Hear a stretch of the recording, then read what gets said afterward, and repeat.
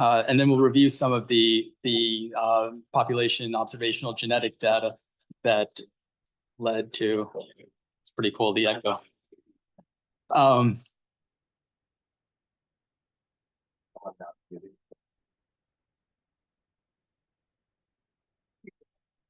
Yeah, it actually is like listening to your voice on voicemail. It sounds odd. Anyway, we'll review some of the population data that has kind of led us to here. And then, now, I mean, it is a really exciting time, I think, in broadly in preventative cardiology and cardiovascular medicine with targeted therapeutics across the boards, biologics, RNA therapeutics here. But we'll use LPA as a springboard to, explore how we think about risk in going into 2025 and beyond. So, in the spirit of cardiology grand rounds, and let's just start with a case, and I'm going to hopefully use this to frame some of our discussion points. So, and then I think also for a lot of us who are practicing, especially in general cardiology, this is not dissimilar to patients we see all the time in our clinic. So 61-year-old female comes in, status post recent ACS, comes really a second opinion regarding ASCVD risk assessment.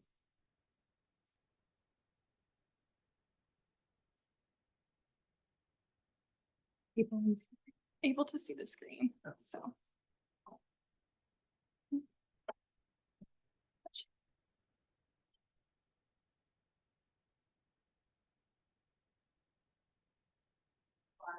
Mm-hmm.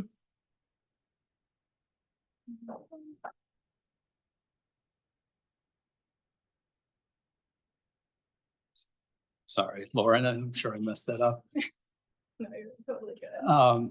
Okay, so briefly, presented to outside hospital, accelerating chest pain, found to have a large anterior MI, underwent successful PCI to mid-LET. Also, she had diffuse non-obstructive disease in the other coronary arteries. She's been doing relatively well since discharge in cardiac rehab, compliant with medications. Past medical history, so hypertension, type 2 diabetes, hyperlipidemia. She does have a family history of premature atherosclerosis. And so now we're at the laboratory study. So she has an LDL cholesterol of 120. Prior to this MI, she's been dealing with actually, this question about her compliance, and she has not had a predicted response to her atorvastatin. High sensitivity CRP of 2.1 and an LPA of 85 mg per deciliter, hemoglobin A1C, and a BMI of 31. 31. So she has clinical, demographic, laboratory risk factors that are important. And the distinction now, as we kind of embark on targeted therapeutics, is, which of these risk factors are modifiable? And then from a clinical trial standpoint, modifiable to a degree that will justify cost and other aspects of deploying these. So again, this is, from Dr. Cannon, 2015, so improve it. The objective here, and this is a slide that I've used a lot and recently, the focus isn't on, is 70 versus 54 mg per deciliter, is that, what's the clinical benefit, number needed to treat, et cetera. The focus here is residual risk. And so if you look this is clinical trial design, incredibly well-treated patients. At 4 years, you're talking CV event rate anywhere from 20 to 25%. And to me, this captures residual risk. And this is where the goal is to understand, to do better, to help our patients, and to improve delivery of care, especially in the cardiovascular space. Just following up. So again, taking the same Improve It trial. So a secondary analysis looking at risk within here. So residual risk, is it homogeneous or is it heterogeneous? And this was what I love with this is it took the same Kaplan-Meier curve, the same patients in this trial, and then started to stratify it. And not stratifying it with proteomics and, genetics, PRS, other things, clinical risk factors, demographic, and standard laboratory tests. And within this stratification, you can, these 9 factors, you have EGFR as a quantitative trait here, but you can stratify risk from 13% to 40% in this same trial. And I think intuitively from the clinical end, as physicians, we know that ASCVD is heterogeneous. And when we have an MI or our patients have an MI, you can have metabolic drivers, lipid drivers, a whole host of risk factors that do manifest in that clinical syndrome, but the drivers could be actually very distinct. And I think when we look at clinical risk prediction and heterogeneity, we've seen this for a while now, but now we're in an era where we can start to quantify this risk, potentially quantify it and modify it.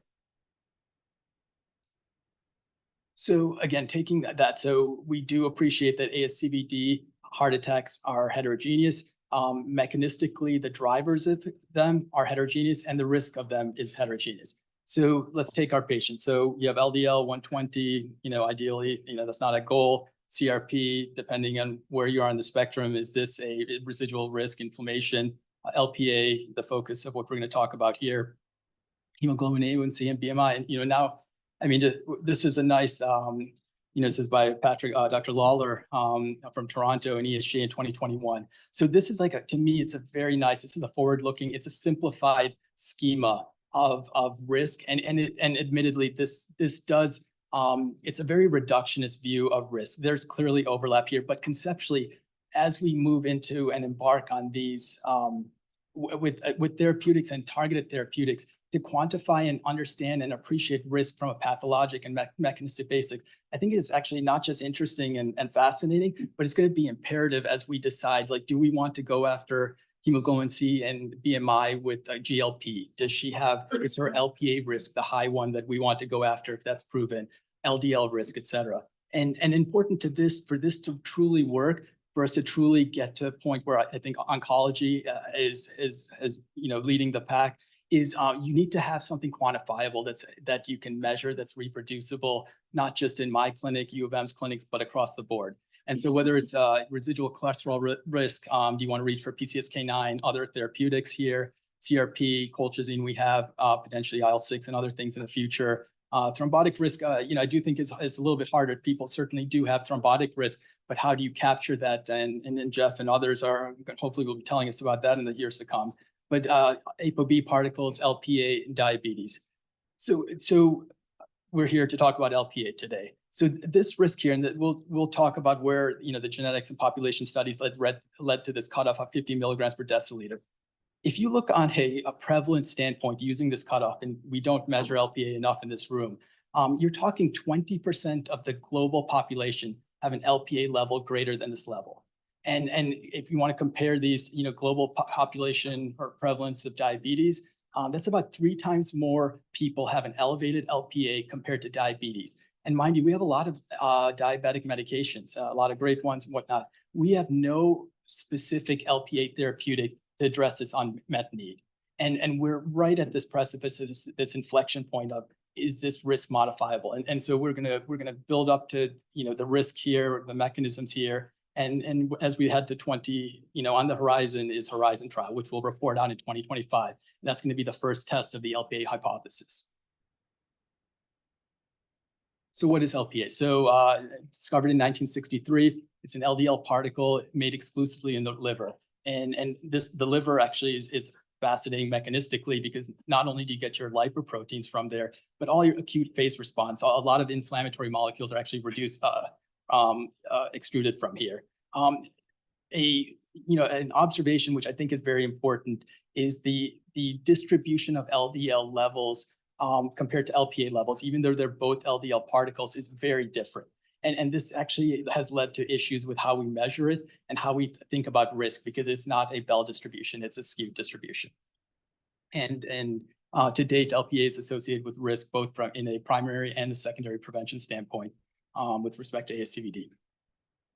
So we talked a little bit about that skewed distribution. And so prior to large studies on this, and even now, it's hard to know if your risk is truly different if you're on an extreme on one end of the spectrum or it's continuous. And so this is a ATVB UK Biobank study, so the largest study to date in over 400,000 patients, where they looked at LPA levels as a continuous variable. And they asked a lot of different questions here, which are important. There are ethnicity-specific differences in your LPA level. The question about threshold versus continuous risk. And what they found here is that LPA risk is continuous in all ethnicities, genders, and subgroup analyses.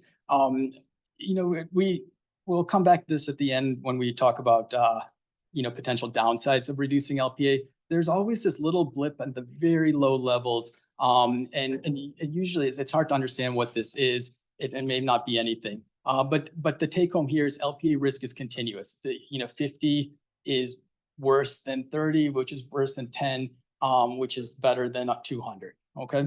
And then also here they stratified based on cut points. So when you're designing these trials, even though risk is continuous, we need to put a label on these. We need to put an indication on them. And so even though we appreciate it's continuous, they do use cut points for if you're going to give an LPA therapeutics. They did an analysis based on the horizon cut point of 150 nanomoles per liter.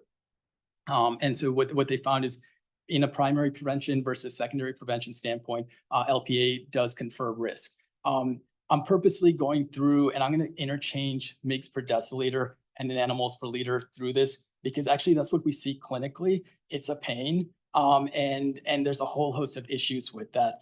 But just to get to, we do need to get to universal measuring ways of doing it and communicating it, especially not just to clinicians, but obviously to our patients. Okay, so as we explore, a little bit about LDL and LPA are very similar. If you look in our lipid panel and the measures we get for our LDL, it's actually buried in there. Most assays that we have, you're measuring both at the same time. So a common phenomenon that happens is someone who's thought to be not compliant with their statin therapy. It's actually the LDL contribution, the LPA contribution there is primarily from LPA. And so you're giving them a statin, and statins don't touch LPA for whatever reason. And so they don't get the predicted response to the LDL lowering therapy as you would for someone who's predominantly on the LDL side. But so coming to the components here, the triglyceride, the ApoB, and the cholesterol content on a per particle basis are very similar between these two. The unique aspect of LPA is this apoA moiety. And so it certainly confers structural properties to the LPA molecule, which are very different from LDL. And presumably this is one of the unique features that drives the functional differences and pathogenic differences. And we're going to get into this ApoA isoform both mechanistically and what it means for us clinically, because it becomes very, this is one of the problems with traditional immunoassays, especially polyclonal antibodies that are not isoform insensitive.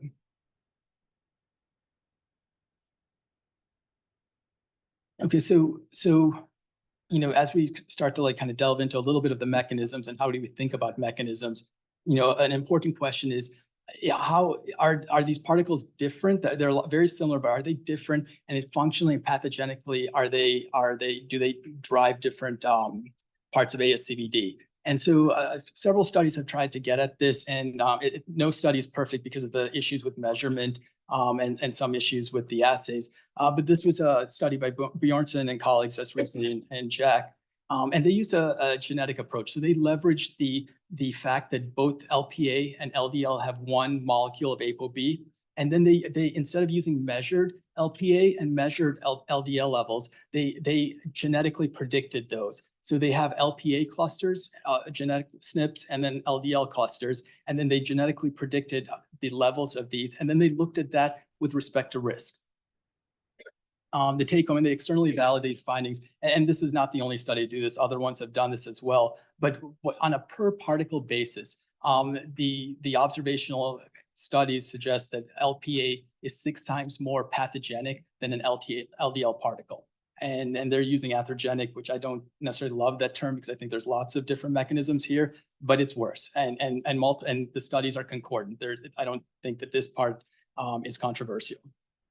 So if we take that to our patients and we want to think about risk, per particle risk, even if you accept on face value that LPA is worse than LDL, is that important? Is this the important driver? If you look in total particle levels, LDL particles far outweigh in most subjects the amount of LPA particles. So the total LDL risk, if you look at LPA and LDL, is actually driven by your LDL particles. And that's the foundation, the cornerstone, and that's our target.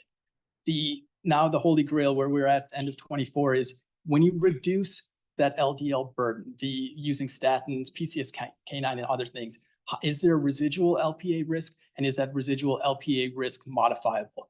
This is a paper that came out a couple of weeks ago in Circulation. Sorry for the resolution here. But this is a meta-analysis of 6 statin placebo-controlled trials. And they wanted to ask the question, what's the influence of LPA on events in these trials, LDL, and then if you reduce your LDL and control your LDL, do you actually still have residual LPA effects, and how much is that? And the short answer is both LDL and LPA in 6 randomized controlled trials, including 4S, Jupiter, and other ones, that show that they're both independently predictive of cardiovascular events. And even when you achieve very low levels of LDL, if you had an LPA level greater than 50, greater or less than 50, you still have risk.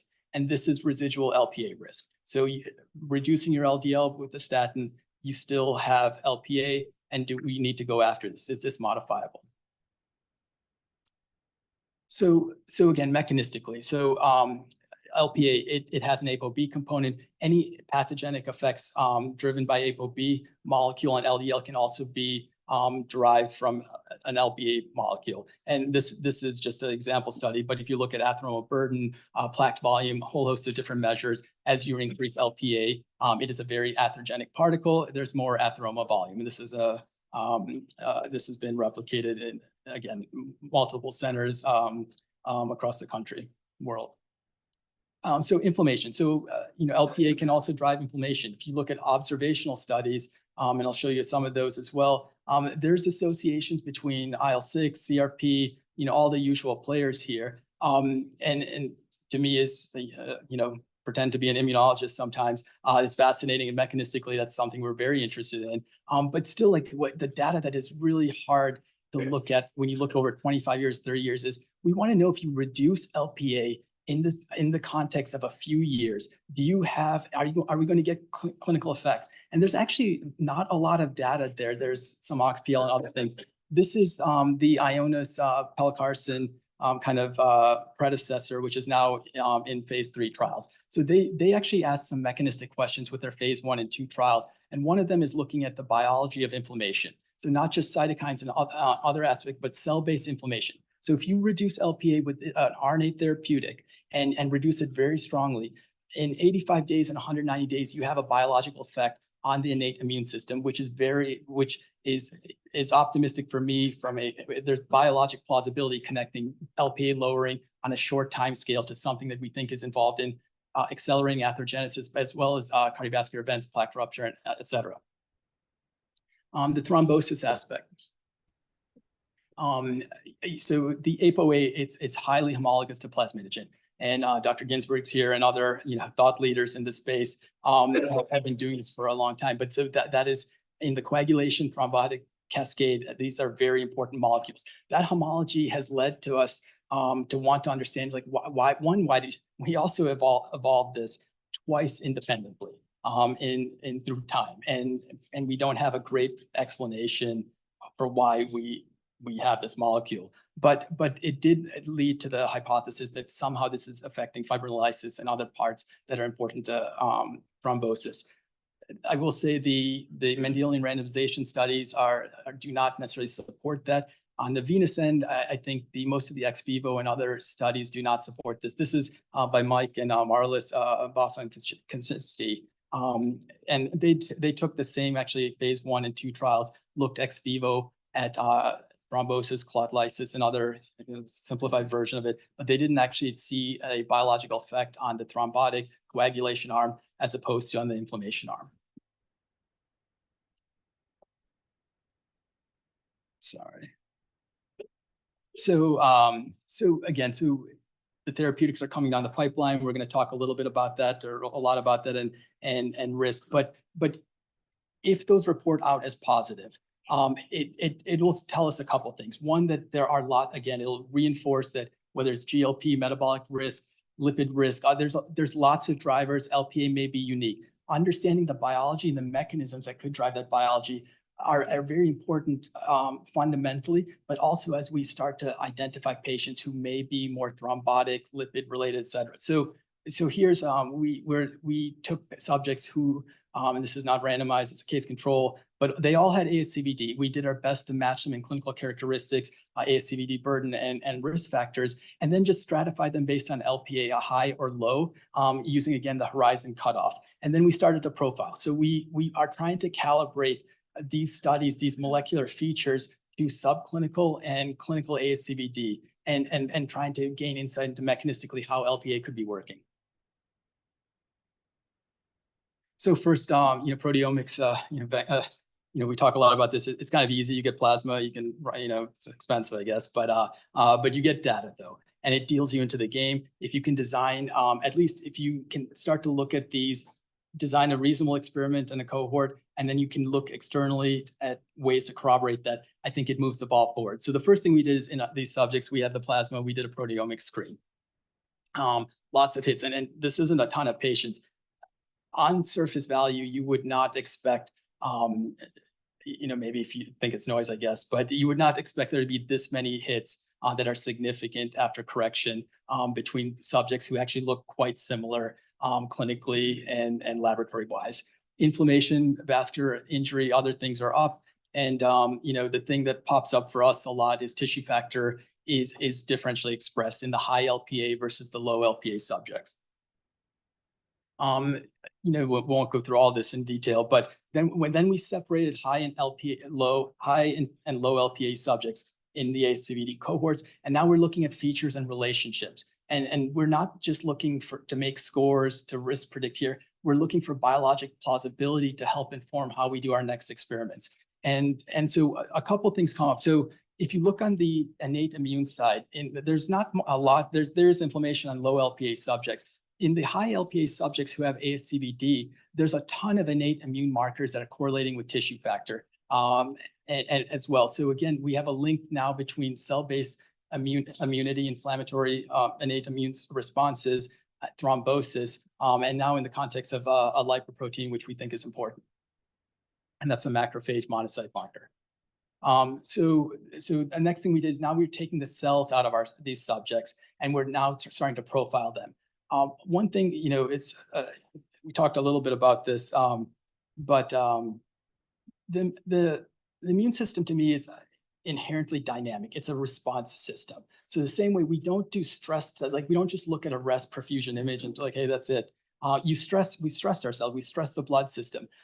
These are harder studies to do, but I think to truly unmask and to understand immune responses, you need to stress the system.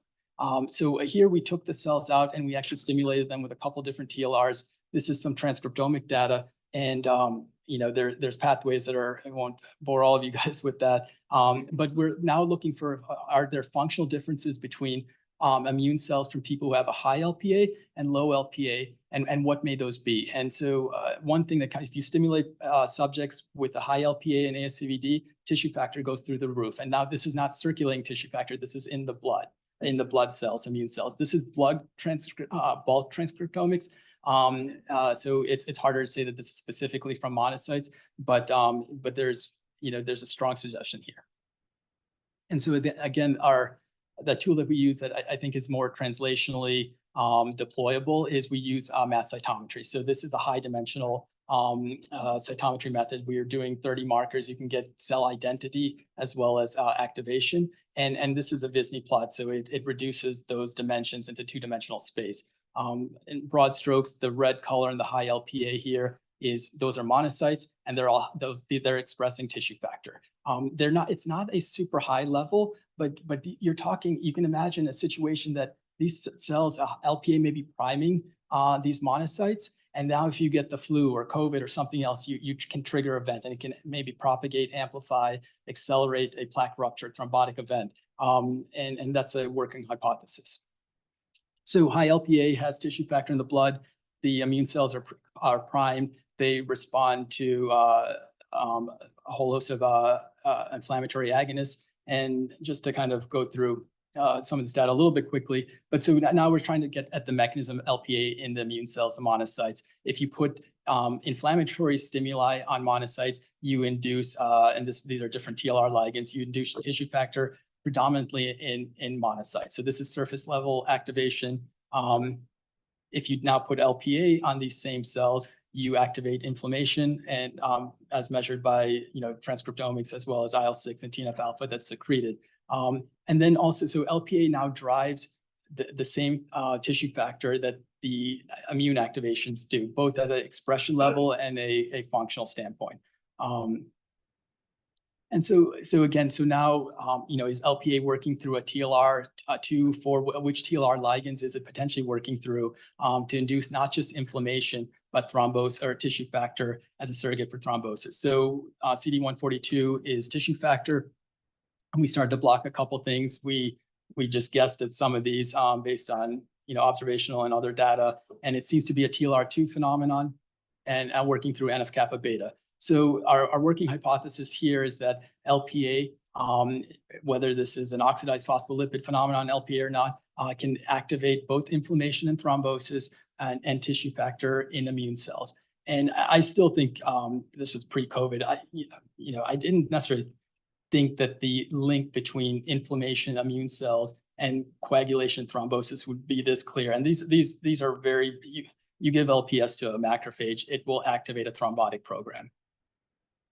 So coming back to our patient, right? So we talked a little bit about mechanisms. That's a secondary prevention standpoint. They all had ASCVD. So now we need to get back to okay, what are we going to do for the patient sitting in front of us, and and other things. So 61-year-old, assessment plan, recent ACS, she's doing well, stable, cardiac rehab. She has residual LPA ASCVD risk. She does have residual risk across the board on these other dimensions. We talked about BMI, et cetera. So independent of the LPA therapeutics workout, it is clear that if someone has an elevated LPA, we'll touch on this in a second, that aggressive risk factor modification, whether it's diet, exercise, stop smoking, you reinforce these, it helps. Now, do we need LPA to say that? No, but it clearly is important, and to me, and it's a reason that we can use to help convince our patients that listen, it's better to stay out of trouble than get out of trouble. You have a couple of risk factors here. Let's get on this, okay? And so the other part about the genetics,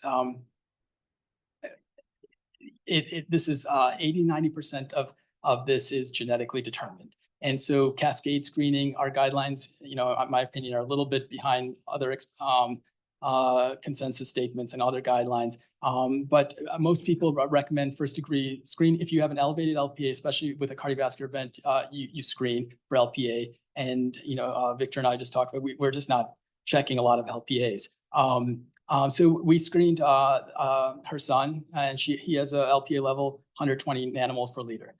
So independent of us thinking about what do we do with this, is the important practical matters. Every assay out there, not everyone, a lot of them are different. You want to know if it's isoform insensitive or not. Ideally, you want to report these in concentrations like they do here, but don't assume that an LPA value that you get from X place is the same as Michigan's, and understanding that. Now, I think practically a high LPA level is unlikely to be fundamentally different assay-based or a low. But when you want to quantify risk, we do want to know, and certainly it's easy to switch milligrams per deciliter and nanomoles per liter.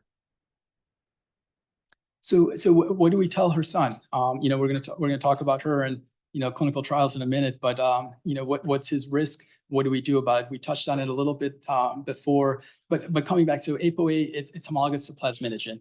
80–90% of this is set at 15 months of age. And I actually think what's fascinating to me, it's a weird risk factor, right?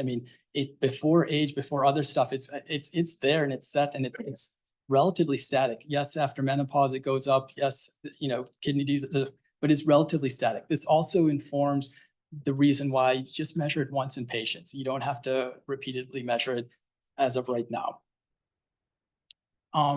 The relationship between plasminogen. So this is one of the main features that distinguish it from LDL. And so to me, one of the most likely reasons, the pathogenesis and mechanisms are going to be different. But this Kringle 4 repeats, especially type 2. The copy number variation on this is fascinating, and this is the reason it's a great genetic instrument for Mendelian randomization studies, but also the reason why it makes our immunoassays very difficult because of these epitopes here. And the other point about this is plasminogen, but LPA is the biggest sink carrier of oxidized phospholipids, which I think most of us think is bad. Okay, so, it is an independent risk factor. This is actually, it's a complicated visualization, but I like it.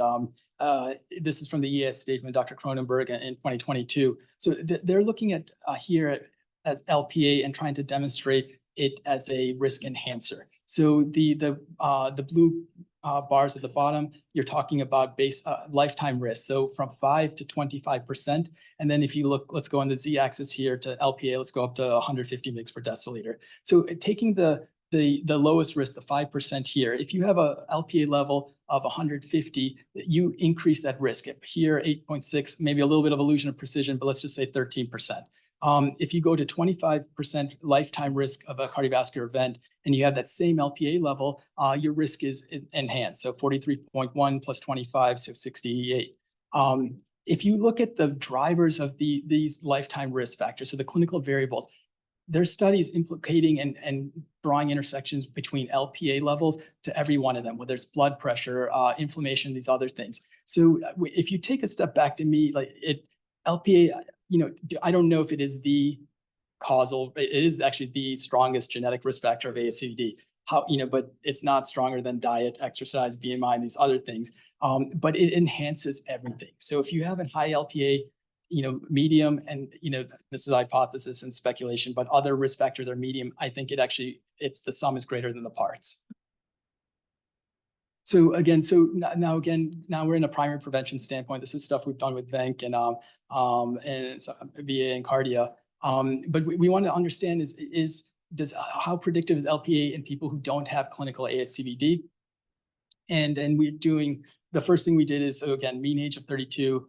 So now we have like 27 years follow-up in the cardiac cohort. So looking at about 3,900 subjects who had a measured LPA level. And again, they're using the Markovina assay here, which is an amino-sensitive, isoform-insensitive assay.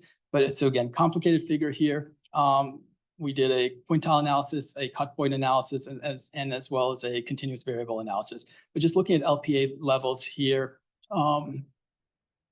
it tracks with the development of CAC at 25 years later, CRP as a measure of inflammation 25 years later, as well as cardiovascular phenotypes, incident and any hard CHD 25 years later. Both magnitude, comparable, a little bit less than LDL, but stronger than CRP and significant. So in 32-year-olds, you can, on top of age, sex, and race and other risk factors, you have a factor that's tracking with events, both clinical and subclinical. So I'll go through this a little bit quickly. We're very keen on understanding the mechanisms and subclustering any residual risk factor. And so we looked at LPA relating to metabolic and proteomic features and looked at relationships. And so this is not linked to cardiovascular disease. This is just circulating LPA meets tissue factor or whatever. And there's a lot of strong associations, and you can start to map out, and these are asymptomatic or no clinical overt ASCVD. You can start to map out different clusters and phenotypes in here, which not only will help inform how we think about risk, but mechanistically as well. And, and so then the next thing we did is we wanted to see if we can integrate these different features. That was what we showed up there, was just LPA to each unique feature one-to-one, and to integrate these into a score, a composite score. And this is what, Venk is very good at. And so we took all those, the metabolomics and proteomics and derived scores for both of those individually, as well as integrated transomic scores. And these are all based on relationships between LPA and circulating factors in a 32-year-old. And again, complicated figure here, but let's just focus on the bottom here. So if you put the derived score, this is both metabolomics and proteomics together in a model, including the LPA, which it came from, father did, and then looked at that with respect to subclinical and clinical ASCVD, it turns out the quantitative score, at least in this cohort, is a stronger predictor of these subclinical and clinical phenotypes, the trends towards CHD, but certainly CAC and CRP here. So, again, so now we're talking about risk. We're talking about what to do with this risk. mechanisms of it and how do we understand it. So like getting back to our patient here. So where are we at? So what can we do today? So clearly you modify risk, stop smoking, exercise, reduce your LDL risk. Here's our common therapeutics. So statins, Brian's here as well. He's doing some really interesting, important mechanistic work on LPA and LDL. But statins don't touch it, or if anything, some studies suggest they increase it. Niacin, 30%, PCSK9 reduces it 20-30%. And that actually is a very interesting paradox to me. But if you look also at Fourier and Odyssey, there's actually reason to believe that some of the benefits might not just be from the LDL lowering, but also from LPA lowering from PCSK9. Apheresis, clearly you get a reduction in your LPA. It's obviously harder to do a clinical trial showing benefit there because of the control arm. But using historical controls, there does seem to be a reduction in CV events if you can reduce LPA.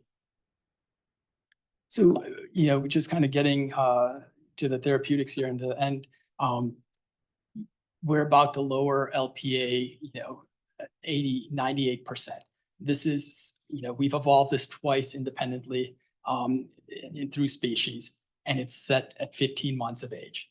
Is there a problem? Like, should we be thinking about stuff? So, there have been studies looking at this, not a ton.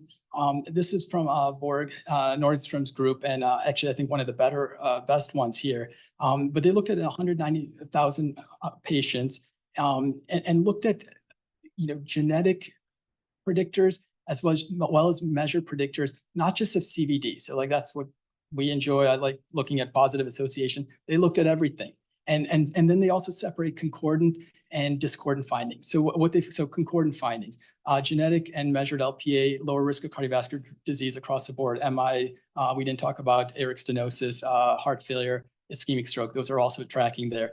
No change in the risk of cancer, infectious disease, other things. You can imagine that bleeding or the immune aspects could be important here, but there was no signal both genetically and from a measured level wise. The thing that has popped up, and not just in this study, is not genetically, but there's been a little signal of diabetes and as well as some mental health issues. Now that's hard to tease apart right now, but certainly as we move to phase 3 trials, that's going to be important to look at from a side effect profile or a risk profile to who you don't want to lower, because you're lowering LPA now, tremendous amounts. So, so LPA therapeutics, it's not just LPA, there's a ton of RNA therapeutics and see cardiovascular disease and a whole host of disease. And so whether it's antisense, siRNA, there's some general principles, I think, which are you can glean from these as general paradigms, but also will be important to us no matter what RNA therapeutics we're using in the future. So a lot of the current RNA therapeutics, they're using GalNAc modification. It's just a sugar modification. It's pretty interesting how it works, but it works through, it definitely goes through 2 receptors in the liver, in the hepatocyte. This happens to be really nice for anything that you're trying to modify in the liver, whether it be cholesterol or inflammation. But GalNAc modifications are very common now in RNA therapeutics. Improve stability and importantly, reduce immunogenicity, so makes them safer. To date and across the board, most of the adverse events in the trials are actually just local site injections. They're transient, they're very mild. And to the LPA therapeutics, I'm not going to talk about much, but they're all tolerated. People do quite well with them. It doesn't matter the company or the delivery platform, but they're using RNA therapeutics. Dosing consideration. So this is important for all of us clinically. We are going to have options now, and not just in LPA space, but do you have a patient coming in every 6 months and you get your GLP, your LDL, and all these things, improve compliance, but you have some upfront costs. But ASOs tend to be, you have to dose them more frequently. So you're talking about once a month, weekly to once a month. And siRNAs are more monthly to up to 6 months or even more. And we'll see that this as we talk about the LPA clinical trials. So again, the first one, Horizon's about to report hopefully ESC next year. Worst case scenario 2025 at AHA. I guess things can happen, but that's where everyone's very excited about this. This is the first test. We had CANTOS testing the inflammatory hypothesis. The LPA hypothesis now with a real randomized controlled trial is about to report. And so we'll have our first evidence there. These therapeutics, like we talked about, you're reducing, this isn't statins, which are obviously amazing, but you have actually even taking a step back, if you talk about magnitude and duration of lipid LDL exposure, this paradigm it's hard to model and think about. I mean, your magnitude of reduction with these therapeutics is profound, but the duration of action to show a clinical benefit and the scale of clinical trial, you're talking 4 to 5 years for something that's been up for 50, 60 years of your life. So we'll see how that plays out. But pelacarsen, all of these are high risk ASCVD trials. They're also on the background of incredibly well-controlled subjects. LDLs are very low, but they also, you would think that's hard to find, but because the prevalence of a high LPA is so high, they enroll these trials at light speed. And for the most part, there's some very subtle differences in the composite endpoint, the primary outcome, mostly related to stroke. But I would say the take home is these are very high LPA levels and very high risk secondary prevention ASCVD. And we're going to start to see what happens with these trials now.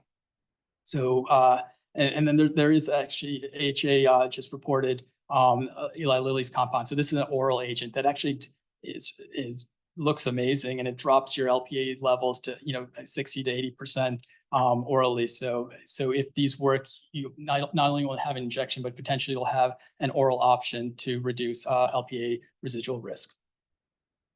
So just kind of wrapping up here, again, so mechanistically, risk-wise, and now I think important to think about therapeutic deployment. ASCVD manifestations, they're heterogeneous. The drivers of them can be heterogeneous. What drives an MI in one subject may not be the same in the other. There's some commonality, but let's think about the heterogeneity there. LPA can do a lot of different things. We're still gonna have to unravel, even if the clinical trials report out as positive. What are you gonna do? You're gonna have 1 billion people that you're gonna be who are going to, and that's a problem.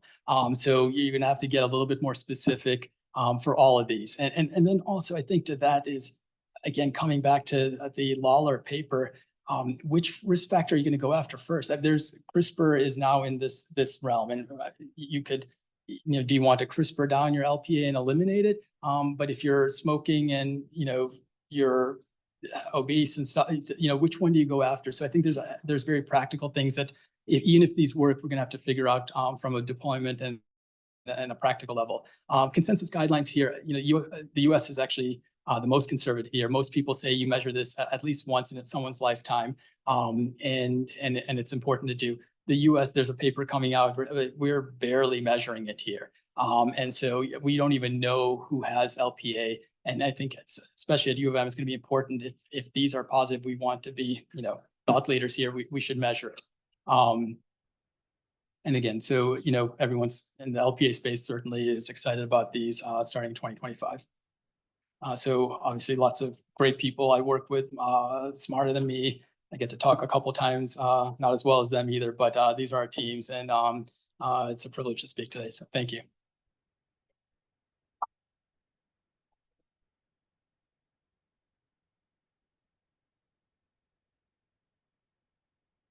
Thank you, Sascha. Fantastic talk. Very informative. I'll start with a quick question. I'm sure there's going to be many in the audience, but you talk about lipoprotein little a being genetically determined, something that it's either low or high since we are young.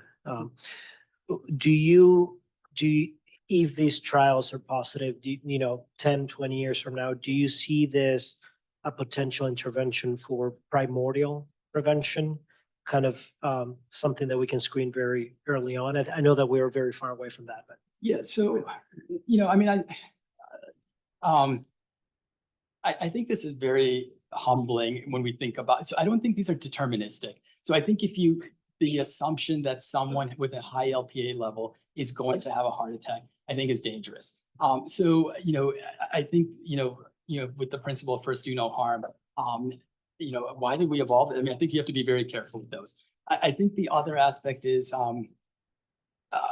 it's primary prevention is hard. I mean, even in LDL space, age is a big driver of cardiovascular events. Are you going to start treating people, 20s, 15s? It's not FH. It's not, a syndrome like that, in my opinion. So I think it's an open-ended question. I think we're wrestling with this, with these platforms. I mean, you have CRISPR, all over the place now.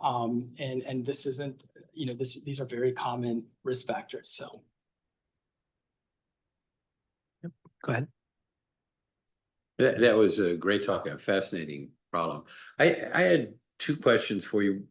One is, do you think that, maybe I should know this, but the different lengths of,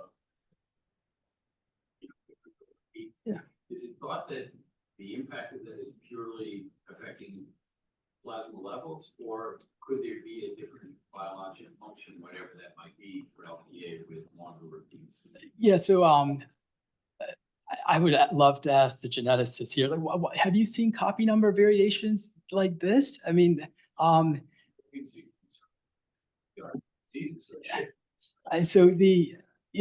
I personally think that my bias is a functional, that there's some functional property here. Now, I think one aspect which maybe the Occam's razor here is, and Brian, I guess I'd love to know your thoughts, but people believe that the larger isoforms they don't secrete as well. And so, if that's the mechanism, it could be something that they functionally, maybe there's a difference, but they don't even get into circulation. And maybe related, but any idea at all, I mean, sort of alludes to any idea at all of what the biologic functions are? There any totally deficient patients out there have been defined? Once we get below primates, we don't have this gene at all. So yeah, so there's just, I think the prevailing wisdom is like, in the hunter-gatherer days, like, we get eaten by a saber tooth, but someone with a high LPA doesn't bleed as much. I don't know. I think the pathogenic effects, I do think the OXPL story is maybe a little bit, there's going to be some papers, I think, coming out. I do think that as we deploy therapeutics, though, when you're developing them, I guess my plea would be like, try and figure out how these work, because otherwise you could spend a lot of money and just end with nothing. But if you had no signal that you're touching inflammation, and you're not like, do you just wait? So I think that's one thing we can do as a community, is to start studying mechanism as we develop the therapeutics. That was terrific. Really opened up a sort of a new window into this world for me. Just a therapeutic question. siRNAs or any type of extraneous RNA we deliver, does that trigger an interferon response? Interferons have evolved to protect us against RNA viruses. And if so, interferons have been associated with promoting atherosclerosis. So could the vehicle for delivery go counter to what may be the suppressed lipoprotein? Yeah, so no, I think it's a great question. So prior to GalNAc, there was a lot more immune phenomenons. Actually, I think, maybe outside of even siRNA, I think that people who've dealt with this a lot are the adenovirus with, different gene delivery things. And so, for these therapeutics that we're talking about here, the LNP, GalNAc ones, seem very non-immunogenic. And the CRISPR people have done, they've been forced to, required from the FDA to do very specific inflammatory profiling, and they're not seeing anything with their delivery platform. So I would say, like, it mechanistically and biologically, it's got to do something. But the studies on the population level, you're not seeing it. Do you know if interferon has been specifically looked at? So they looked at surrogates of interferon. They're trying to do it in patients, and so the in vitro studies, they have looked at it, but in patients, it's more of like, cytokines and stuff. So, which is a little bit cruder, but it's, I think it's, especially if these start to work, we're going to have to figure that out. So I think that the scientific elements of LPA are obviously very interesting, and you went through a lot of that. But I'm going to ask you to put maybe your clinician hat on right Yeah. now. How do you have that conversation with the patient about wanting to even check this? I mean, there's the obvious situation of the patient who has great baseline lipids and then develops an acute coronary syndrome, and they say, why did this happen? You check an LPA and it's through the roof. Okay, it helps to explain it. Yeah. But in somebody who has poor baseline routine lipids, Yeah. and they're on a statin and they're sort of doing all the things, do you even have the conversation if we don't have targeted therapeutics right now? And if so, what's the rationale you're using to even check this thing that we can't really change? Yeah, so actually, as you're talking about it, and I see Kim right behind you. So when we were fellows, I actually remember listening to a lecture. He was doing a MOC or ACC SAP lecture, and it was about smoking cessation, though. And so the thing and he used an example of like, he makes a bet with them. He get, I'm going to see you back, and and I think the part of you engaging with your patients. And LPA, at the very least, I think is a tool to get people thinking about prevention. It may not work. It may take multiple times, but it's just like painting. If you do it a few more times, you do it, the more chance something sticks to me. And so so I've checked my own up. My LPA is up. And there's no therapeutics. I don't know if I think they'll work, but I'm not sure. But I think knowledge with humility and building rapport and communication usually doesn't go wrong. And so that's how I would approach it. But certainly you don't want, LPA level. I mean, it's like troponin and, asymptomatic people. So, we'll get a lot of calls. What do you do with them if you're not thinking about that exact question?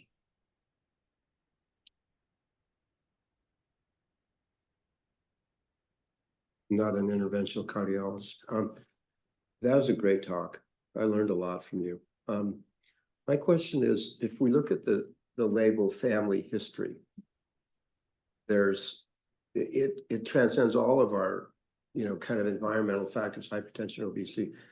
There's a family history of being around people and adopted behavior, but then the genetics. Yeah.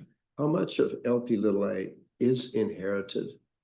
So it's thought to be 80 to 90%. And I think the part which I think from like genetic instruments, I mean, the isoforms are strongly correlated. I don't know if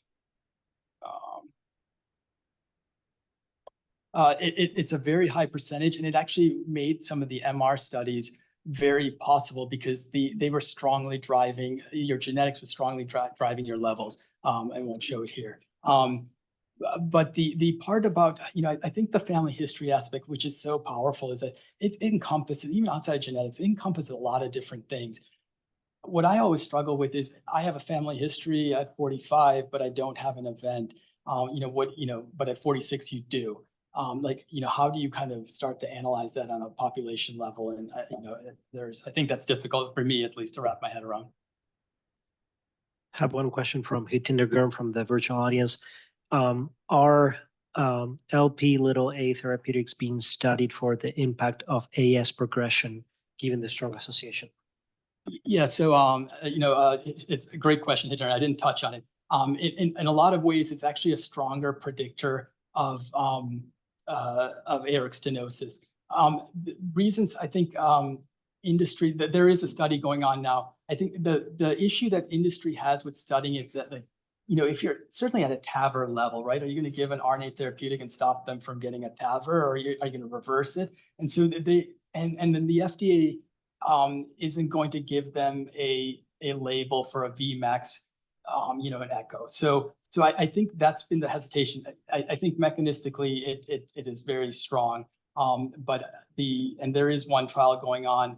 There's a couple of groups who are very, very aggressive in this space. They're actually taking the aspect of not the severe AS, but preventing progression in mild and whatnot. But I think it's harder to prove that and get an indication and label off of it, in my opinion. Have another question from Dr. Rosenzweig. Hi, Sascha, great talk. You briefly mentioned a possible diabetes connection, and I wonder if you could say more about this and whether it's related to observation with statins. Any speculations on potential mechanisms? Yeah, no. So we just talked, I was at CVCT and we just talked about this. I think I don't have a good answer here. I mean, I think in the statin space, you see this, and I think there's genetic evidence, even with PCSK9. Now, the biologics, which are extracellular in the blood, you're not seeing that. It's an LDL particle. I don't know what the, I think it's probably really important, and I can speculate a lot, but I don't have a good answer for it. Sorry. Do you know if Horizon and Ocean are measuring aortic valve? So Novartis with Horizon, they actually, I don't know if they're measuring it. I'm sure I can imagine it's like a secondary exploratory endpoint, but their cost was really high. I know Novartis is the group that they are embarking on a more of an AS trial, but I'm not sure. But they are measuring diabetes and mental health from a safety standpoint.